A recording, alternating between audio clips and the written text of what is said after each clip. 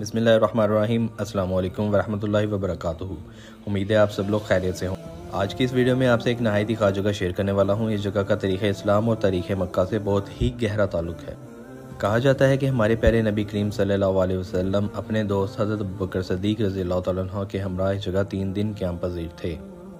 ساتھ ہی ساتھ یہ بھی مشہور ہے کہ یہاں پر ایک سانپان پہنچا تھا۔ کیا اس نے آپ کو یا آپ کے دوست حضرت ابوبکر صدیق کو کسی قسم کا نقصان پہنچایا؟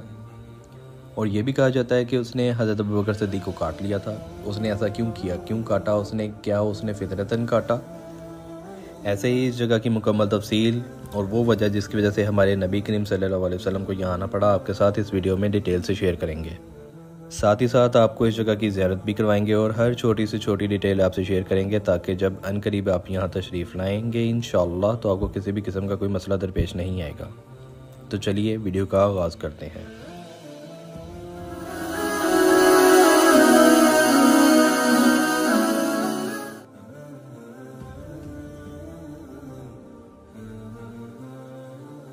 سب سے پہلے آپ کو بتاتا چلوں، حرم شریف سے غار ثور کا فاصلہ 8 سے 9 کلومیٹر ہے، جو کہ آپ 15 سے 20 منٹ میں بآسانی طے کر لیں گے۔ اگر آپ اپنی گاڑی پر آ رہے ہیں تب بھی ٹھیک، اگر آپ پرائیویٹ گاڑی یا ٹیکسی پر آتے ہیں تو آپ کا 50 سے 100 ریال آپ کا کرایہ لگے گا۔ ہم نے اپنا سفر کا آغاز فجر سے پہلے کیا۔ فجر ہم نے وہیں پر ادا کی اور اس کے بعد اپنا پہاڑ چڑھنا شروع کیا۔ کمفرٹیبل کلوتھ اور ہم نے جوگر پہنے ہوئے تھے تو ہمیں زیادہ مشکل یا پریشانی پیش نہیں آئی۔ سورج نکلنے کے بعد آنکھوں کو تھوڑی سی تکلیف ہو رہی تھی، سورج چونکہ روشنی سیدھی آنکھوں میں پڑ رہی تھی تو سن گلاسز ہمارے پاس تھے تو ہمیں کافی فائدہ رہا، چھتری وغیرہ بھی تھی۔ ہم نے غلطی یہ کی کہ ہم اپنے ساتھ کھانے پینے کی چیزیں لے گئے جو کہ ہمیں کافی پرابلم دے رہی تھی۔ بہتر یہی کہ آپ کھانے پینے کی چیز اپنے ہمراہ کوئی نہ لے کے جائیں، کسی بھی قسم کا اضافی ویٹ نہ لے کر جائیں کہ آپ کو پہاڑ چڑھنے میں آسانی ہو، تاکہ کیونکہ اگر آپ ایتھلیٹ نہیں ہیں یا آپ کی جاب کی روٹین اس ٹائپ کی نہیں ہے کہ آپ ٹف جاب یا ٹف کام کرنے کی عادی نہیں ہے تو بہتر یہی ہے کہ آپ اپنے ساتھ کوئی وزن نہ لے کر آئیں اور اپنے ساتھ صرف ایک چھوٹی پانی کی بوتل ہو تو بہتر ہے، کیونکہ اوپر کنٹین کچھ فاصلے پر بنی ہوئی ہے کہ وہاں پر آپ کو کھانے کے لیے نوڈلز، کیکس یا بسکٹ وغیرہ مل جاتے ہیں، پانی جوسز وغیرہ بھی ہیں اویلیبل ہیں وہاں پہ۔ یہ ایک سیدھا سا پہاڑ ہے جس کی اونچائی 4500 فٹ ہے، میٹرز میں کچھ 2500 میٹر شاید بنتی ہے۔ تو پہاڑ چڑھ رہے ہیں تو ساتھ ساتھ آپ کو میں واقعہ بھی آپ کے گوش گزار کرتا ہوں، واقعہ بھی آپ سے شیئر کرتا ہوں۔ مورخین کے نزدیک 622 عیسوی بمطابق 26 صفر کو آپ کو ہجرت کا حکم ہوا۔ پرانے دور میں چونکہ یہ آج تو ماشاءاللہ بلڈنگز، بڑے بڑے کلاک ٹاور یا بلڈنگز، ہوٹلز بڑے بڑے موجود ہیں، پرانے دور میں تو یہ سب نہیں تھا، تو وہ گھر وغیرہ چھوٹے چھوٹے محلے ٹائپ سے ہی تھے۔ تو یہ کہا جاتا ہے کہ یہ کلاک ٹاور کی بیک سائڈ پہ جو ایریا ہے وہ محلے میں اس ٹائم حضرت ابوبکر صدیق کا گھر تھا۔ نبی کریم صلی اللہ علیہ وسلم دوپہر کا ٹائم تپتی گرمی کافی تھی تو آپ صلی اللہ علیہ وسلم حضرت ابوبکر صدیق کے گھر آئے اور آپ نے ان کو بتایا کہ ہجرت کا حکم آ چکا ہے، اب ہجرت کرنی ہے۔ تو چنانچہ جو پلان طے پایا، جو بھی 27 صفر کی رات حضرت ابوبکر صدیق کے ہمراہ آپ اپنے گھر سے نکلے۔ حضرت علی رضی اللہ تعالیٰ عنہ کو آپ نے اپنے بستر پر لٹایا اور انہیں حکم دیا کہ جو میری پاس مشرکین کی امانتیں موجود ہیں وہ آپ نے ان کو حوالے کرنی ہے اور صبح مدینے کے لیے آپ نے نکلانا ہے۔ اب آپ کو ہجرت کا حکم کیوں ہوا؟ کیونکہ اس دور میں مشرکین کے جو ہے ظلم و ستم، ان کی بربریت کافی زیادہ ہو گئی تھی، تو آپ نے ہجرت کی۔ لیکن آپ کو ہجرت کا حکم کیوں ملا؟ کہ مشرکین توبہ نعوذ باللہ آپ کے قتل کا ارادہ رکھتے تھے۔ انہوں نے جو اس ٹائم کے قبیلے تھے یا جو بھی ان کے سردار تھے، انہوں نے بیٹھ کے اس چیز کا پلان بنایا، توبہ نعوذ باللہ۔ اس میں شیطان بھی انسانی شکل میں کہا جاتا ہے کہ مورخین کہتے ہیں کہ وہ بھی اس میں شامل تھا، وہ بھی پلان کر رہا تھا۔ مختلف پلان ہوئے کہ اس کو مکہ سے نکال دیتے ہیں یا کہیں اور بھیج دیتے ہیں یا کچھ بھی، مطلب تو اس میں پھر اینڈ پہ طے یہ پایا، ابو جہل نے مشورہ دیا کہ اگر تو ایک ایک کر کے کوئی کسی ایک قبیلے کا قتل کرے گا نا تو بنو ہاشم جو ہیں اسے بدلہ لیں گے یا پھر قتل و غارت ہوگا، تو کیوں نہ کہ سبھی قبیلے کا سردار جو ہے اس کے گھر کا کے گھر کی گھیرہ بندی یا اس کو گھیر لیں اور جب جیسے ہی وہ صبح نکلے تو اس کو توبہ نعوذ باللہ قتل کر دیں۔ تو انہوں نے جب آپ کے گھر کو گھیر لیا تو اس وقت پھر جو ہے یعنی کہ ان کے یہ گھر گھیرنے یا یہ ارادہ کرنے کی ان کی اس پلاننگ کے، کیونکہ بہترین پلان تھا یار وہ تو ہمارے رب کی ذات ہے۔ تو آپ کے پاس حضرت جبرائیل علیہ السلام آئے اور انہوں نے آپ کو اللہ کا حکم یہ بتایا کہ اللہ نے آپ کو ہجرت کا حکم دیا ہے۔ تو آپ نے حضرت علی کو اپنے بستر پہ لٹایا۔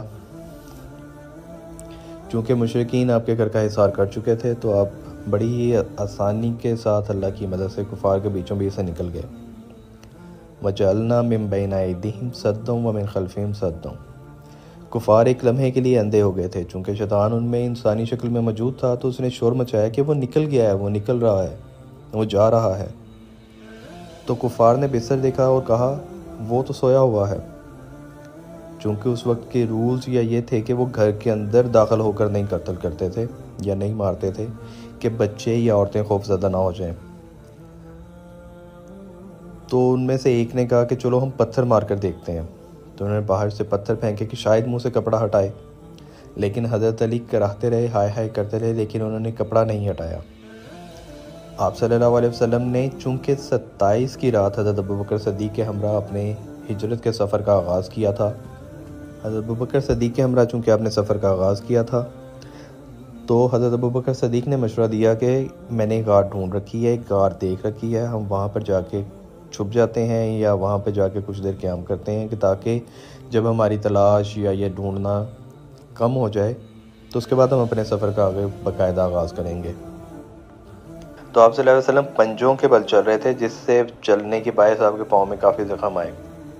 حضرت ابوبکر صدیق جب آپ چل رہے تھے تو حضرت ابوبکر صدیق کبھی ان کی قربان جائیں ان کی محبت، ان کے جذبے پہ کہ وہ کبھی آپ صلی اللہ علیہ وسلم کے آگے چلتے، کبھی آپ صلی اللہ علیہ وسلم کے پیچھے آتے۔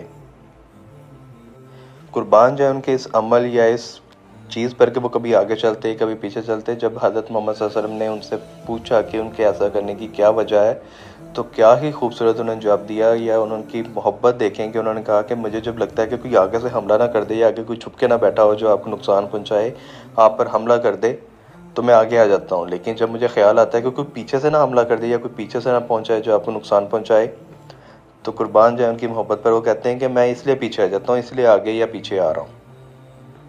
سبحان اللہ۔ تو پنجوں کے بل چلتے چلتے جب آپ وہاں تک پہنچے تو آپ کے پاؤں کافی شدید زخمی ہو چکے تھے۔ یہ پہاڑ پر آپ دیکھ رہے ہیں چڑھنا اتنا مشکل ہے، تو اس دور میں ذرا حساب لگائیں حضرت محمد صلی اللہ علیہ وسلم کو حضرت ابوبکر صدیق نے اپنے کندھوں پر اٹھا کر یہ پہاڑ چڑھا۔ ماشاء پہاڑ چڑھنے کے بعد آپ نے جب حضرت محمد صلی اللہ علیہ وسلم کو اپنے کندھوں سے اتارا، آپ صلی اللہ علیہ وسلم جب اندر داخل ہونے لگے تو حضرت ابوبکر صدیق رضی اللہ تعالیٰ عنہ نے آپ کو منع کیا اور غار کے اندر پہلے خود داخل ہوئے کہ اندر کوئی جانور یا کوئی ایسی چیز نہ ہو جس سے آپ صلی اللہ علیہ وسلم کو نقصان پہنچے۔ آپ نے غار کا جائزہ لیا، آپ نے دیکھا کہ اندر بہت سے چھوٹے چھوٹے سوراخ ہیں جن کو آپ نے اپنی پگڑی کو پھاڑا اور اس کے کپڑے سے آپ نے وہ سوراخوں کو بند کیا۔ دیکھتے ہیں کہ ابھی بھی کافی سوراخ باقی ہیں جنہیں آپ نے پھر اپنے کرتا کو پھاڑ کر آپ نے اس کے ذریعے ان سوراخوں کو بند کیا۔ ایک سوراخ بچ گیا جس پر آپ نے بعد میں اپنی ایڑی رکھی تھی۔ حضرت محمد صلی اللہ علیہ وسلم کو آپ نے غار کے اندر بلایا، آپ غار کے اندر آئے اور بیٹھے تو اللہ کے حکم سے مکڑی نے اس کے منہ کے اوپر جالا بن دیا اور کبوتری نے اس کے اوپر انڈے دے دیے، کیونکہ مشرکین آپ کی تلاش میں تھے اور وہ کھوجی کی مدد سے غار کے منہ تک آ چکے تھے۔ کھوجی ان کو غار کے منہ پہ لے آیا تھا کہ یہ ہے، اس کے آگے کچھ نہیں۔ تو اس میں سے ایک مشرک بولتا ہے کہ یہ جالا تو بہت پرانا ہے، اگر وہ اس کے ذریعے اندر داخل ہوا ہوتا تو یہ جالا ضرور ٹوٹ گیا ہوتا۔ حضرت ابوبکر صدیق پریشان ہو رہے تھے، آپ صلی اللہ علیہ وسلم نے فرمایا غم نہ کرو، ہمارے ساتھ اللہ ہے۔ تو ان میں سے ایک مشرک نے کہا کہ یہ جالا بہت پرانا ہے اور اس نے غار کے منہ کی طرف اندر کی جانب کو بیٹھ کر اس نے رفع حاجت کیا۔ آپ صلی اللہ علیہ وسلم نے فرمایا کہ دیکھو اگر وہ ہمیں دیکھ پا رہے ہوتے تو یہ حرکت نہ کرتے۔ اللہ کی مرضی یا اللہ کا کرنی ایسی تھی کہ انہوں نے درمیان میں پردہ کر دیا تھا کہ مشرک انہیں دیکھ نہیں پائے کہ وہ اندر ہیں۔ دیکھ رہے ہیں اس ٹائم ہم کافی اوپر آ چکے ہیں، سورج نکلا ہے، کافی دلکش نظارے ہیں، بہت خوبصورت جگہ ہے۔ جیسے جیسے آپ اوپر چلتے جاتے ہیں موسم بھی کافی خوشگوار ہوتا جاتا ہے، ہیومیڈیٹی کم ہوتی جاتی ہے، ٹھنڈی ہوا چل رہی ہے، بہت خوبصورت منظر ہے، بہت خوبصورت جگہ ہے۔ لیکن دشواریاں اس کی اپنے ساتھ ساتھ ہیں، مشکل تو ہوتی ہے لیکن اچھا لگتا ہے، آپ کافی انجوائے کر سکتے ہیں۔ جیسا کہ آپ نے دیکھ رہے ہیں ہم اس ٹائم اوپر آ چکے ہیں۔ اوپر آئے تو ہمیں پتہ چلا کہ یہاں پر 2 غاریں ہیں، ایک سامنے کی جانب اور ایک پیچھے کی جانب۔ ابھی جو میں آپ کو یہ غار دکھانے جا رہا ہوں یہ اس کے ایک اس طرف اور ایک اس طرف ہے۔ یہ جو ابھی سامنے والی غار ہے جہاں پہ آپ لوگوں کا ہجوم کافی دیکھ رہے ہیں، کافی رش ہے یہاں پہ، کچھ لوگ کہتے ہیں یہ اصلی ہے اور کچھ اس کے بالکل پیچھے کی طرف ہے، کچھ کا ماننا ہے کہ وہ اصلی ہے۔ اب اللہ کی ذات بہتر جانتی ہے کہ یہ والی اصلی ہے، یہ جو ابھی جہاں پہ آپ کو ہجوم کافی نظر آ رہا ہے یہ والی اصلی ہے، یا پھر اس طرف یہ جدھر میں ابھی آپ کو لے کے جاؤں گا کہ یہ والی اصلی ہے۔ یہ تو اللہ کی ذات ہی بہتر جانتی ہے۔ باقی آئیے میں آپ کو اس کی طرف لے کے چلتا ہوں، آپ کو وہ دکھاتا ہوں۔ یہ یہاں پہ آئی تھنک نفل وغیرہ پڑھنے کے لیے جگہ بنائی ہوئی ہے، نفل کے لیے جگہ وقف کی ہے، بنائی گئی ہے۔ اور یہ اس طرف یہ سامنے کی جانب یہ غار اصلی ہے۔ اگر حدیثوں کی روشنی میں یا پھر جو واقعات علماء کرام جس طرح بیان کرتے ہیں اس کو دیکھا جائے، جیسے حضرت ابوبکر صدیق کا انہوں نے کہا کہ کرتا پھاڑ کے انہوں نے سوراخ وغیرہ بند کیے، تو یہ اصلی لگتی ہے لیکن اگر دیکھا جائے تو وہ اب اللہ کی ذات بہتر جانتی ہے۔ باقی آپ اس کو دیکھ سکتے ہیں۔ اب جیسے روشنی ہوئی ہے، سورج نکلا ہے، ہر چاروں طرف روشنی پھیلی ہے، تو حضرت ابوبکر صدیق کے کرتا پھاڑنے کی بات سے مجھے ایک